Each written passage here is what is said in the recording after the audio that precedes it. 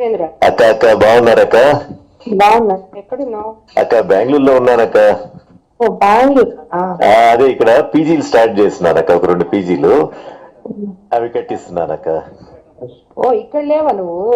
అంటే ఆ పీజీలో అయ్యేదాకా ఒక 8 నెలల నుంచి వస్తా పోతా ఉన్నానక్క. నెక్స్ట్ వీక్ వస్తున్నానక్క నెల్లూరుకి. ఓ ఓకే ఓకే సరే అక్క అక్క అక్క సరే. ఎందుకు చేశానంటే చెప్పండి అక్క. నువ్వు ఇప్పుడే చెప్పొద్దు. లేదు లేక ఎవరికి చెప్పను లేక నాకు కొంత అర్థం అవుతా ఉందక్క. ఊరికి పోటీ చేయమని అడుగుతున్నారు వాళ్ళు ఇప్పుడు టీడీపీలో. అదే అదే నాకు అర్థమైందక్క. అక్క అక్క అది ఎట్టంటది అనేది నాకు తెలీదు. ముందు వాళ్ళు సర్వేపల్లి అడిగితే మాకు సర్వేపల్లి వద్దని చెప్పాము. ఎందుకంటే ఈ కాన్స్టిట్యున్సీలో రాదు కదా. అవునక్క అవునక్క. సో వాళ్ళు అప్పుడు ఇప్పుడు ఆయన మానేశాడు, మళ్ళీ వెనక్కి పోయేశాడు. ఆయన పేమెంట్ తీసుకొని ఏదో చేశాడు. మనమైతే ఇంకా వాళ్ళు వెనక పడే ఉన్నారు, మమ్మల్ని వదలటం లేదు ఎవరు. రోజు ఇంటికి వస్తారు, ఫోన్ల మీద ఉన్నారు. నాకు కూడా ఇష్టం లేదు మారడం అసలు.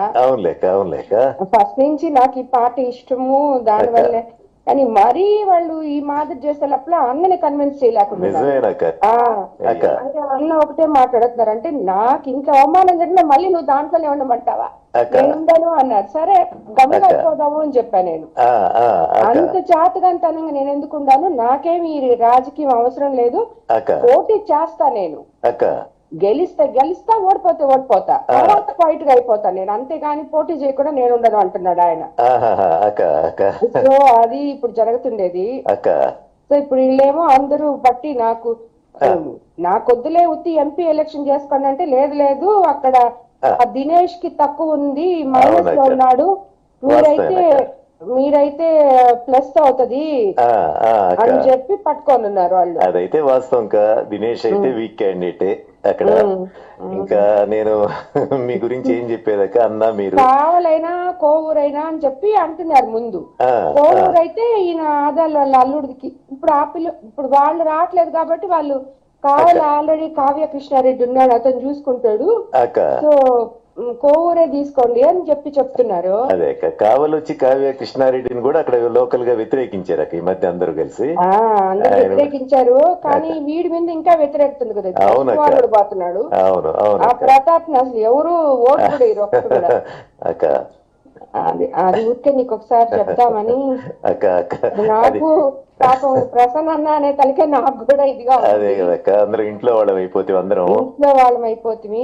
అదే కదక్క, కానీ వాళ్ళకి చెప్పినప్పుడు ఇంకా అది మీరు ఆలోచించుకోవాలి కదా రాజకీయాల్లో. మళ్ళీ అన్నకు కూడా ఏంటంటే టీడీపీలో వెళ్తున్నాం కాబట్టి అటు వైఎస్ఆర్సీపీ వాళ్ళు కూడా ప్రెషర్ గానే ఉంటది. ప్లస్ ఎక్కడ ఇప్పుడు ఆత్మకూరులో అయితే ఒక 10,000 కూడా మెజార్టీ రాదు, 10,000 తగ్గద్ది. ఎందుకంటే విక్రమ్ బాగా చేస్తున్నాడు, రామనారాయణ పోయినా కూడా ప్రాబ్లం అవుతుంది. ఉదయగిరి బానే ఉంది, ఉదయగిరి బాగుంది టీడీపీకి, అది కూడా బాగుంది. కందుకూరు కూడా ప్రాపిల్ ఎవరో పెట్టారు. ఇది నేను ఇంత మాట్లాడుతా ఉన్నప్పుడు వాళ్ళు కందుకూరు కూడా అనౌన్స్ చేయించేశారు. ఇంకా నా వెనకాల ఎందుకే మీరు పట్టం, మీరు ఏమైనా చేసుకోండి అని నేను కూడా వదిలేసాను. అది నేను మధ్యస్థంగా ఏం చెప్పలే, నాకు మీరు అన్న ఇద్దరు కావాలి కదా. ఈ మధ్య ఏంటంటే నేను కూడా కొంచెం అన్నకు దూరంగానే ఉన్నానక్క. చూసుంటారా వీడియోలో చెప్తూ పెడుతున్నావు కదా. అదే కదక్క. అదే ప్రతి ఎలక్షన్ అప్పుడు మీకు అందరికి మామూలు ఇది అవి ఉంటాయి కానీ అక్క మాకెప్పుడు పెద్దగా లేవక్క. మేము పోయి తిరిగేది చేసేది, అన్న గెలుపు కోసం గట్టిగా కృషి చేసేవాళ్ళము అన్ని ఉండేదక్క. లాస్ట్ టైం కూడా రాహిన్ కూడా తిరిగాడక్క అన్న కోసం, ప్రసన్న కోసం. రజిత్ పెద్దగా ఇది చెప్పకు రాజేంద్ర, ఇప్పుడే నేను ఇంకా కన్ఫర్మ్ కూడా చేసుకోలేదు. అదే మేమైతే ఇంకా యాక్సెప్ట్ కూడా చేయలేదు దానికి. వాళ్ళు చెప్తా ఉంటే ఇదే చెప్పాను నేను, బంధువులు కదా అది ఇది అని. సర్వేపల్లి అంటే కూడా అదే చెప్ప, వద్దు నాయన నాకెందుకు సర్వేపల్లి, ఆయన లేదమ్మా నువ్వు గెలుస్తావు అంటాడు ఆయన. గెలవనని కాదు, నాకు ఇష్టం లేదు సర్వేపల్లిలో పోయేయడము. వద్దు వద్దు అని చెప్పాను నేను. అంటే ఇంకా అంటే ఆయనకి టికెట్ ఇవ్వనే చెప్పారులే వాళ్ళు, ఆయనకి ఇవ్వట్లేదు అందుకని చెప్పి సర్వేపల్లి తీసుకోమనే చెప్పారు. అవునులే ఎవరు లేకపోతే ఆయనకి ఇస్తారు కదా పాపం. అంతే కదక్క, అంతే కదక్క. సరే రాజేంద్ర, అట్లెక్క.